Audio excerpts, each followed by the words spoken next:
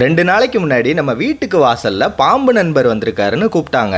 நானும் யாரா இருக்கும்னு ஆவலா ஓடி போய் பார்த்தப்ப நம்ம நஞ்சில்லாத ஓலைப்பாம்பு.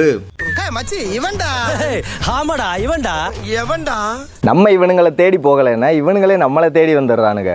வேற வேலை நடக்கு. அதாவது வாய்க்கு வந்தபடி எல்லாம் பேசப்படாது. எதா இருந்தாலும் நியாயமா பேசணுமா இல்லையா? இவன் என்னையெல்லாம் பாக்குறதுக்காக வந்திருக்க மாட்டான். சாப்பிடுறதுக்கு ஏதாவது பள்ளி முட்டை கிடைக்குதான்னு தேடி வந்திருப்பான். பாக்குறதுக்கு வேற ரொம்ப ஒல்லியா இருந்தானா, நல்லா சாப்பிட்டு உடம்ப தேத்துறான்னு சொன்னேன். ஒல்லியா இருந்தாலும் கில்லிமான்.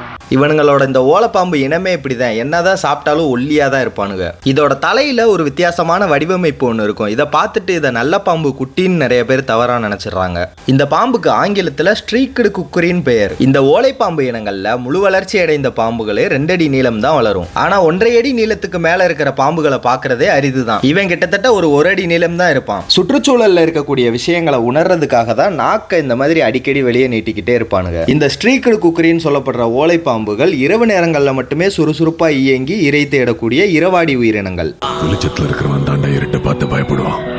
நான் இருட்டிலேயே வாழ்றவன். மனிதர்களுக்கு இந்த ஓலைப்பாம்பு இனங்கள்னால எந்த ஒரு ஆபத்துமே கிடையாது. ஏன்னா இந்த இன பாம்புகளுக்கு நஞ்சும் கிடையாது, இது யாரையும் கடிக்கவும் செய்யாது. ஆனா யாராவது இந்த பாம்பை பிடிச்சாங்கன்னா தற்காப்புக்காக தப்பிச்சு போறதுக்கு அரிதா கடிக்கும். நகர்ந்து போறதுமே ரொம்ப மெதுவா தான் நகர்ந்து போகும். இதோட உடம்புக்கு மேல பழுப்பு, கருப்பு மற்றும் வெள்ளை நிறம் கலந்த மாதிரி நிறங்கள்ல இருக்கும். ரொம்ப சாதுவான பாம்பு இனங்கள்ல இதுவும் ஒண்ணு. இரவு நேரங்கள்ல வெளியே நடந்து போகும்போது கண்டிப்பா கைவிளக்குகளை பயன்படுத்துங்க. அனைவரும் பாதுகாப்பா இருப்போம். நல்ல வேளை இவனை பார்த்துட்டு என்கிட்ட சொன்னாங்க. நான் இவனை ஓலைப்பாம்பு சொன்னனால சரியா போச்சு. வேற யார் கண்ணையாவது பட்டிருந்தா குஜிலி மஸ்து பண்ணிருப்பாங்க. என்னடா இவன் கூட அங்க போட்டு குஜிலி மஸ்து பண்ணிக்கிட்டு இருக்கீங்க, எனக்கு புரியலடா.